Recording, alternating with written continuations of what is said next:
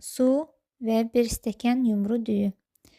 Düyünü yumuşam, əlavə edirəm qazana və 2 stəkan suyu da. Və qoyuram düyü bişsin. Amma arada qarışdırmaq lazımdır, düyü qazana yapışmasın. Və üzərinə yarım çay qaşığı duz da əlavə edirəm.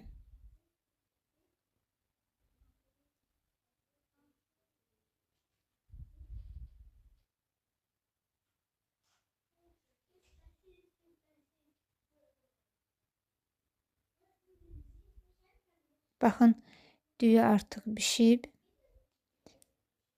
İndi isə üzərinə 3 stəkan süd əlavə edirəm.